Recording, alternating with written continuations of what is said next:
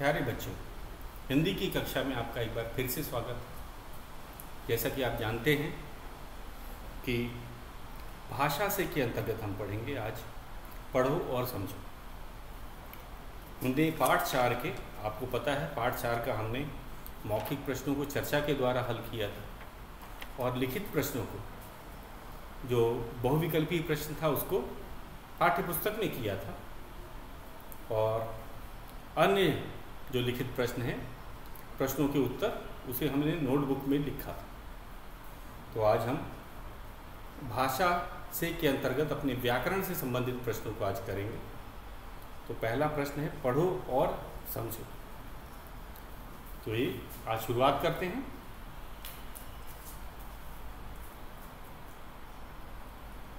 भाषा से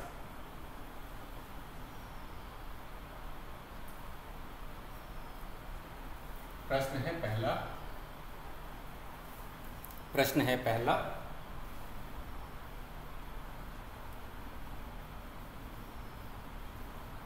पढ़ो और समझो।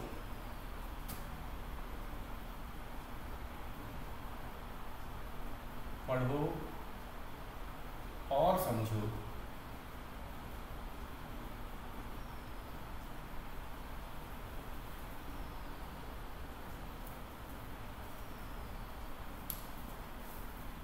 क है, पहला है क। प्राण, प्राण से बनने वाला शब्द। जरा देखिएगा, इन सब शब्दों को हम पढ़ेंगे। मैं सारे शब्दों को लिख देता हूँ। प्राण, दूसरा है प्राणी,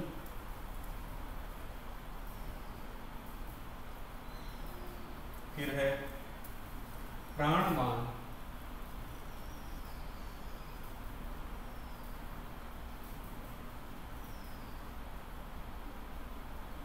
प्राणवान, फिर है प्राणहीन, प्राणहीन,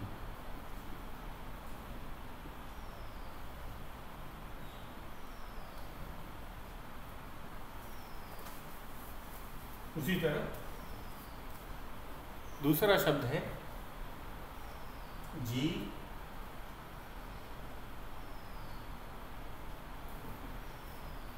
जीवन,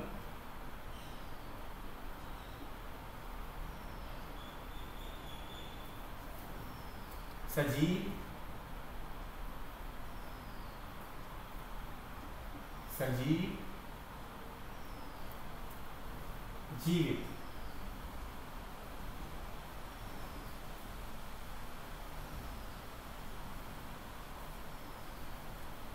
जीवित,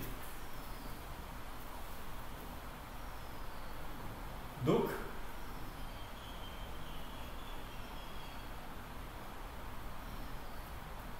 दुखी,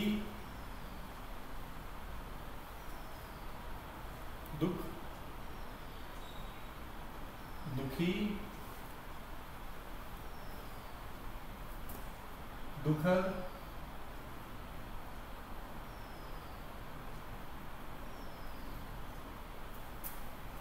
दुखदाई,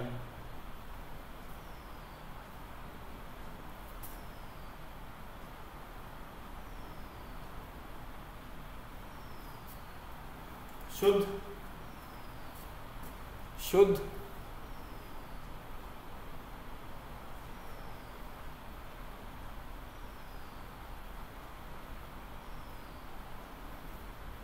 अशुद्ध,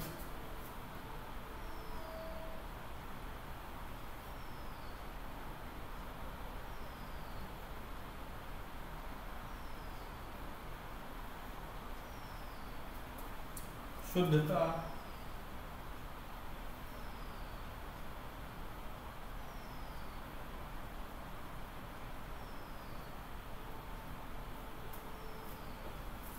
शुद्धि,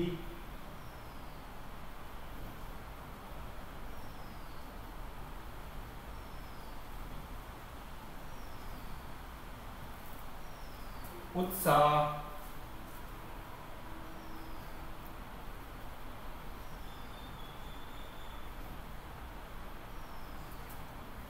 उत्साहित,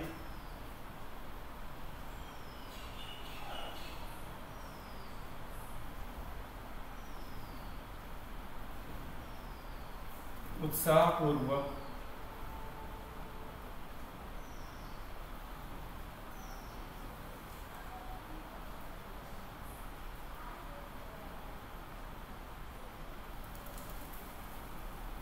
और निरुत्साह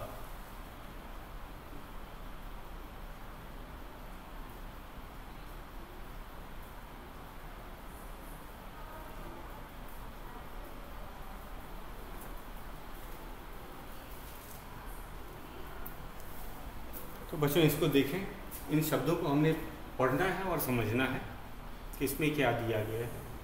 जैसे पहला शब्द है प्राण, प्राणी, प्राणवान, प्राणहीन।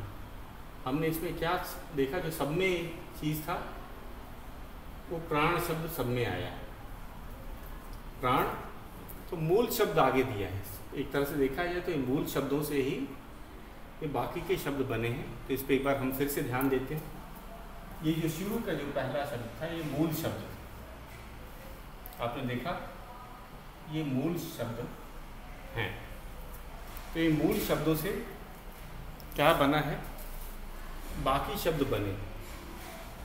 जैसे प्राण है वो मूल शब्द है और प्राण से बना है प्राणी, प्राणवान, प्राणहीन। तो मूल शब्द से बनने वाले शब्द क्या कहलाते हैं, वो उसी शब्द परिवार के होते हैं। जैसे प्राणी, प्राणवान, प्राणहीन, प्राण शब्द परिवार के ही सदस्य कहे जा सकते। उसी तरह हम अपने दूसरे शब्द पे चलते हैं। जीव, जीव से बना है जीवन। देखो ये जीवन में भी जीव आया हुआ, सजीव में भी जीव आया हुआ और जीवित में भी जीव है। तो मूल शब्द है जीव और जीव से बनने वाले ये अन्य शब्द हैं। तो मूल शब्द रहेगा, आगे जो हमने पहले वाले शब्द देखे हैं वो सब मूल शब्द। तो तीसरा मूल शब्द है दुख और दुख से बनने वाला शब्द है दुखी, दुखद, दुखदाई, शुद्ध। तो दुख मूल शब्द है, इससे बनने वाले ये तीनों शब्द हैं और सब में दुख आया हुआ है। ध्यान से देखोगे तो मूल शब्द दुख है और दुख से बनने वाला है दुखी, ये भी दुख, इसमें भी दुख आया हुआ है मूल शब्द। दुखद, इसमें भी दुख मूल शब्द के रूप में हमें दिख रहा है और दुखदाई में भी हमने देखा कि वह मूल शब्द के रूप में दिख रहा है। तो पहला शब्द था मूल शब्द और उनसे बनने वाले शब्दों को उसी शब्द परिवार का कहा जाता है। हिंदी व्याकरण के अनुसार ये जो दुखी, दुखद या दुखदाई है वह मूल शब्द दुख का के शब्द परिवार में शामिल है। मूल शब्द दुख और उनसे बनने वाले शब्द उसी शब्द परिवार के सदस्य होते हैं। ठीक उसी तरह अब आ जाते हैं शुद्ध। मूल शब्द है शुद्ध। अशुद्ध क्या है, अशुद्ध में भी शुद्ध आया हुआ है, तो मूल शब्द शुद्ध का यहाँ भी प्रयोग है। तो अर्थ पे नहीं जाएगा, शुद्ध तो अर्थ इसका विलोम भी होता है। शुद्ध का विलोम शब्द क्या होता है, अशुद्ध। लेकिन हम क्या कहेंगे कि शुद्ध का अशुद्ध जो लिखा हुआ है, मूल शब्द इसमें शुद्ध आया हुआ है, शुद्धता। इसमें भी मूल शब्द शुद्धता दिख रहा है और शुद्धि, इसमें भी मूल शब्द हमें दिख रहा है। तो ये था हमारा, हम कहेंगे मूल शब्द शुद्ध और अशुद्ध, शुद्धता और शुद्धि, ये मूल शब्द के शब्द परिवार के हैं। और हमारा अंतिम जो शब्द है वह है उत्साह। उत्साह से बनने वाला मूल शब्द उत्साह है, इसी से बना है उत्साहित, उत्साहपूर्वक, निरुत्साह। उत्साह से बनने वाले शब्दों को ये मूल शब्द के और ये उसी शब्द परिवार के शब्द हैं। तो एक बार फिर से इसको दोहरा लेते हैं और इसका आप उच्चारण भी करना है, क्योंकि ऐसे शब्दों में पढ़ो और समझो। हम पढ़ेंगे तभी पता चलता है कि इसमें मूल शब्द आया है। तो आगे वाले जो शब्द थे मूल शब्द, इनमें से कौन कौन से फिर से एक बार बता दूँ। ये प्राण मूल शब्द है, जीव, दुख, शुद्ध और उत्साह, ये मूल शब्द हैं। और अन्य जो शब्द हैं ये इससे बनने वाले, प्राण से बनने वाले हैं। तो एक बार उनको फिर से हम पढ़ते हैं।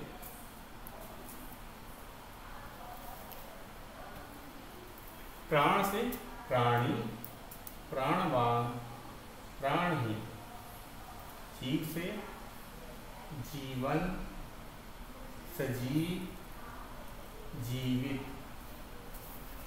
दुख से दुखी, दुखद, दुखदाई।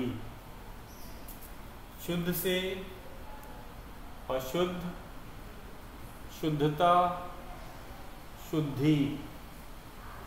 उत्साह से उत्साहित, उत्साहपूर्वक, निरुत्साह।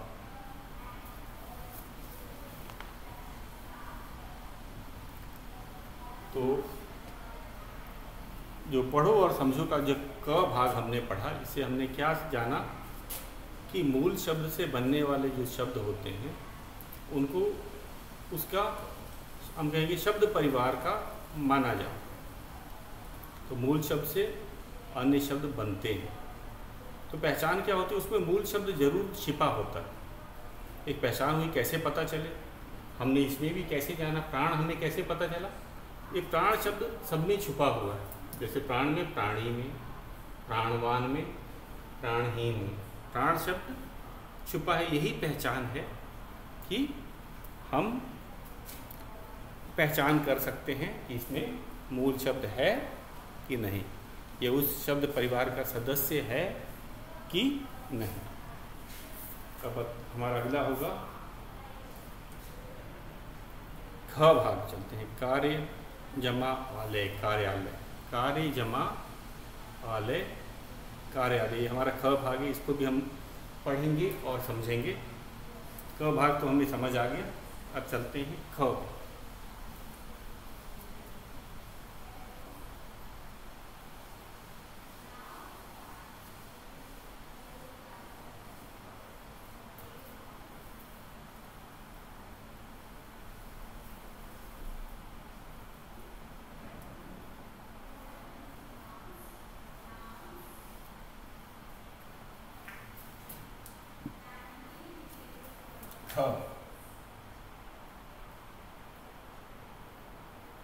कह रहे हैं, इन शब्दों को ध्यान से पढ़ेंगे और लिखेंगे।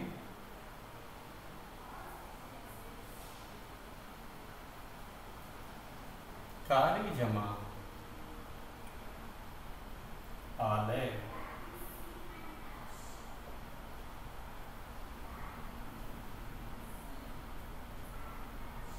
कार्य जमा आलय, क्या हो गया, कार्यालय, कार्यालय। संग्रह जमा आलय,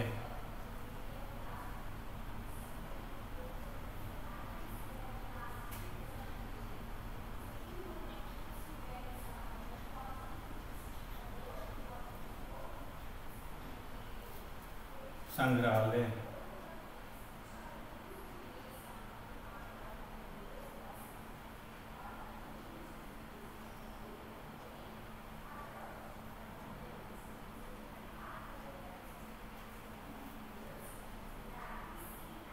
पुस्तक जमा आलय,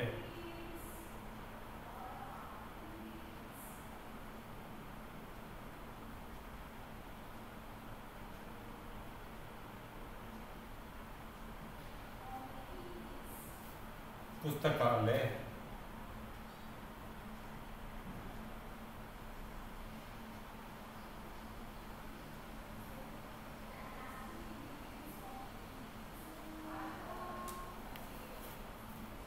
उसी तरह तीन और शब्द हैं। भोजन जमा आलय, भोजन जमा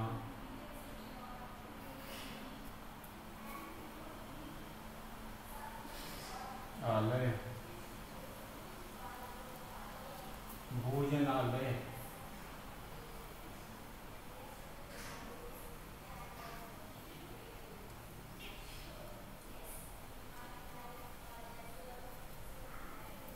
विद्या जमा आलय,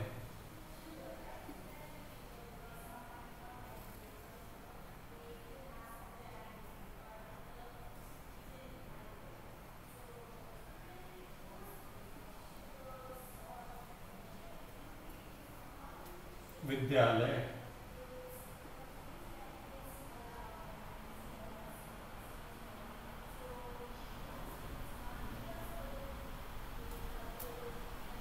अनाथ जमा आलय,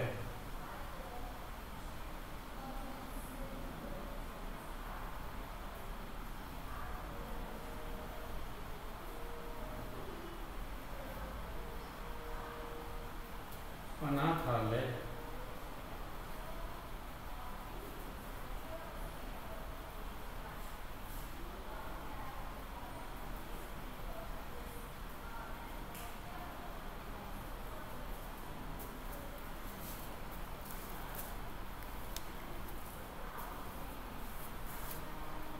तो आलय का अर्थ क्या होता है? सबसे पहले बात हम शुरुआत करते हैं, शब्द आलय का अर्थ क्या होता है? आलय का अर्थ होता है स्थान। तो जैसे कार्य जमा आलय, कार्यालय हमारा पहला शब्द है, कार्य जमा आलय, कार्यालय। तो कार्यालय वह स्थान जहाँ पे कार्य किया जाता है, तो ऑफिस को कार्यालय ही कहा जाता है। संग्रह जमा आलय, वह स्थान जहाँ पे किसी वस्तु का संग्रह करके रखा गया हो, उसे संग्रहालय कहा जाता है। पुस्तक जमा आलय, वह स्थान जहाँ पुस्तकों को संग्रह करके रखा जाता है, उसे पुस्तकालय कहा जाता है। भोजन जम आलय, भोजनालय, भोजन जमा आलय, भोजनालय, वह स्थान जहाँ भोजन बनाया जाता है, उसे भोजनालय कहा जाता है। वह स्थान विद्या जमा आलय, विद्यालय, वह स्थान जहाँ विद्या दिया और लिया जाता है, विद्यालय का अर्थ। वह स्थान जहाँ विद्या दिया और विद्या दी जाती है या ग्रहण की जाती है, दोनों ही कहेंगे। विद्यालय में क्या होता है? वह स्थान जहाँ विद्या ग्रहण की जाती है या दी जाती है, उसे विद्यालय कहा जाता है।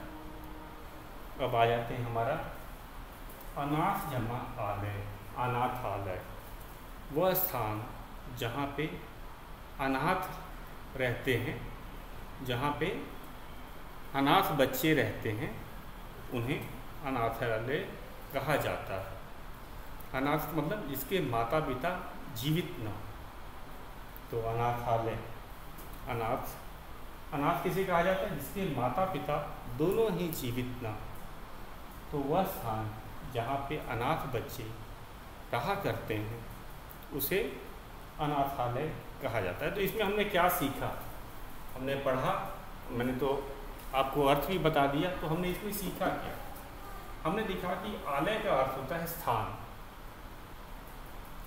और ये आलय, ये हम कहेंगे प्रत्यय है, पीछे से लगा है, किसी शब्द के पीछे, जैसे कार्य के पीछे जुड़कर कार्यालय बना, पुस्तक के पीछे आलय जो है वो जुड़कर एक नया शब्द बना रहा है, पुस्तकालय। तो आलय का अर्थ होता है स्थान, और एक किसी शब्द के आगे लगकर एक नया अर्थ बनाता है, कार्य को, काम को करता है, कार्यालय। तो ये एक अलग चीज शब्द बना, नया शब्द बना, कार्यालय। उसका अर्थ होता है वह स्थान जहाँ पे कार्य किया जाता है, तो कार्यालय। संग्रह जमा आलय, संग्रह का अर्थ होता है जमा करना, तो जो स्थान, वह स्थान जहाँ पे कि वस्तुओं को संग्रह किया जाता है, उनको जमा किया जाता है, उसे संग्रहालय कहा जाता है। उसी तरह की पुस्तकालय आपको ने देखा है कि हमारे स्कूल में भी एक बड़ा सा पुस्तकालय है। तो पुस्तक जमा आलय वह स्थान जहाँ पुस्तकों को संग्रह करके रखा जाता है, उसे पुस्तकालय कहा जाता है। अगला है भोजन जमा आलय, भोजनालय। अब इसका अर्थ अलग है कि वह स्थान जहाँ भोजन बनाया जाता है, पकाया जाता है, उसे भोजनालय कहा जाता है। तो भोजन जमा आलय भोजनालय, विद्या जमा आलय विद्यालय। तो विद्यालय तो आपको पता ही, विद्यालय वह स्थान होता है जहाँ शिक्षा दी और ली जाती है, बच्चों को दी जाती है शिक्षा, या हम कहेंगे छात्र वहाँ शिक्षा ग्रहण करते हैं। और किनके द्वारा दिया जाता है? यह अध्यापकों द्वारा दिया जाता है। विद्या जमालय विद्यालय, अनाथ जमालय अनाथालय, वह स्थान जहाँ अनाथ रहते हैं, वह स्थान जहाँ अनाथ रहते हैं। तो ये था हमारा क भाग पढ़ो और समझो। तो बच्चों इसको एक बार पढ़ना भी है और आपको अर्थ पता ही चल गया, तो पढ़ना भी उतना ही ज़रूरी है। तो एक बार फिर से मैं पढ़ देता हूँ, आपका ध्यान बोर्ड पे होना चाहिए।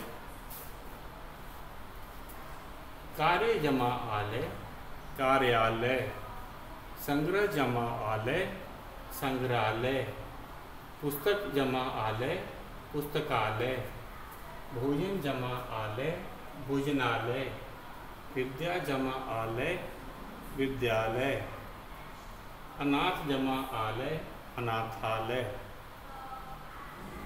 अगला है दूसरा प्रश्न है दूसरा। ये हो गया हमारा भाषा का पहला भाग।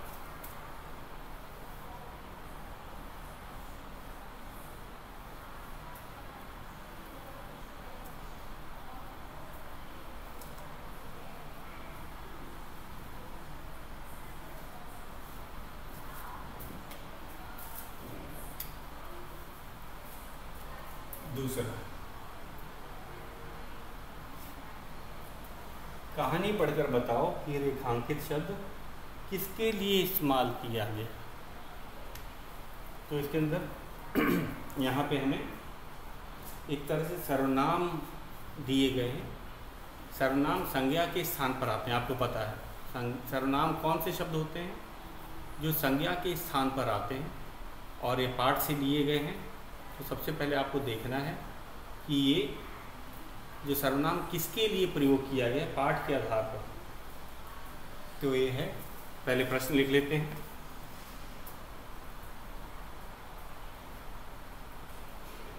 कहानी पढ़कर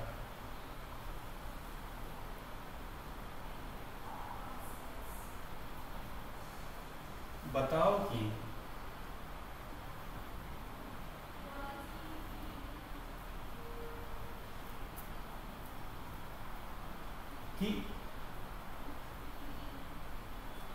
रेखांकित शब्द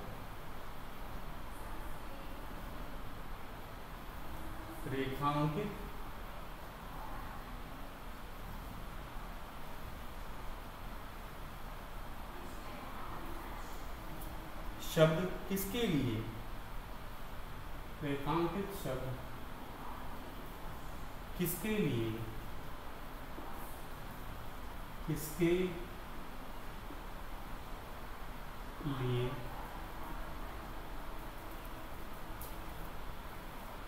इस्तेमाल हुए हैं।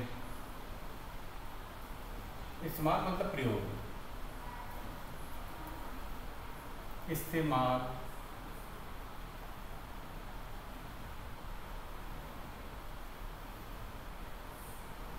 हुए हैं।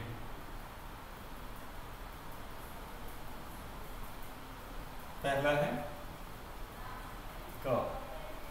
तो ये सर्वनाम है। आप देखेंगे जितने भी हम ये शब्द लिख रहे हैं वो सब सर्वनाम हैं, और सर्वनाम हम संज्ञा का अंदाज लगाएंगे। अंदाज नहीं लगाएंगे, हमें पाठ से पता भी है, हमने इस पाठ को पढ़ रखा है और हम इसे आसानी से पहचान जाएंगे कि, और ये इसका मूल हम कहेंगे इसका संज्ञा कौन था। संज्ञा क्या होते हैं? नाम। और सर्वनाम संज्ञा के स्थान पर उनका प्रयोग किया जाता है। तो ये बड़ी आसानी से हम इसे पहचान लेंगे क्योंकि आपने पाठ पढ़ा है। हाँ, वो उसको बहुत परेशानी होगी जिसने इस पाठ को पढ़ा ही नहीं।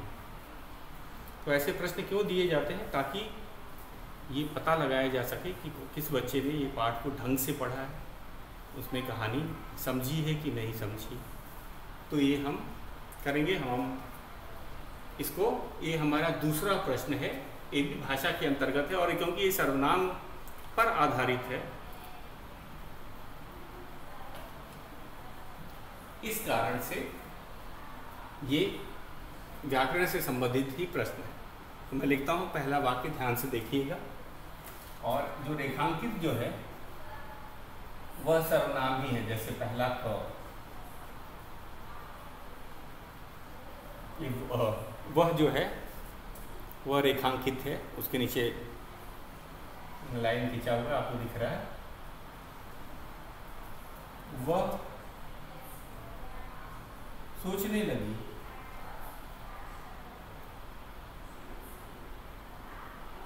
वह सोचने लगी थी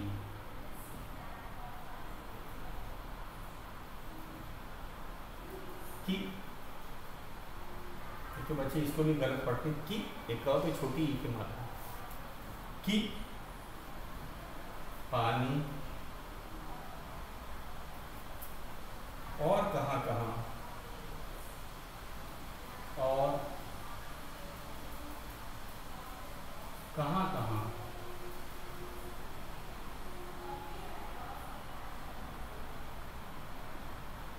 और कहाँ कहाँ मिल सकता है, और कहाँ कहाँ मिल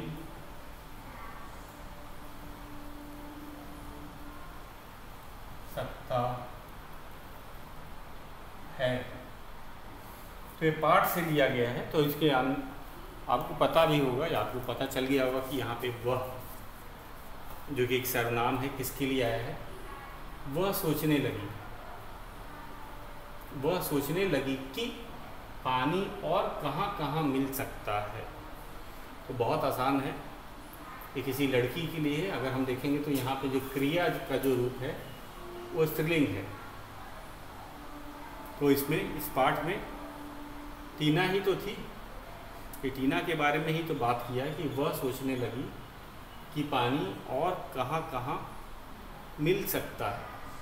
तो वह हो गया सर्वनाम, जो वह है वो सर्वनाम हम कहेंगे। और किसके लिए आया है? टीना के लिए आया है। टीना कौन? वही छोटी लड़की जो हमारे पाठ पानी की खोज में जो जीटो की मदद करने का उसने सोचा है। तो उसने सोचा, तो वह आएगा टीना के लिए। हमें नाम लिखना है यहाँ पे जगह दे रखा है, तो हम लिखेंगे टीना।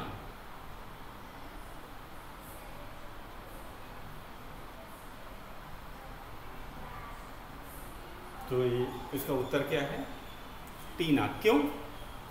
क्योंकि वह जो है टीना के लिए ही प्रयोग किया गया है। टीना सोच रही थी, जब उसने देखा कि हर जगह का पानी जो है वह तो अशुद्ध है, तो उसने सोचा कि और कहाँ कहाँ पानी मिल सकता है।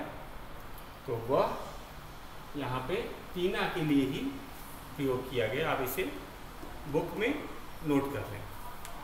इसमें और भी बहुत से प्रश्न हैं जिसे हम कल करेंगे। आज आप भाषा से के अंतर्गत पहला का क और ख भाग को दोहराएंगे ताकि हम उसे आपको याद रहे और कल हम इसको पूरा करेंगे। अपना दूसरा प्रश्न जो भाषा के अंतर्गत आता है।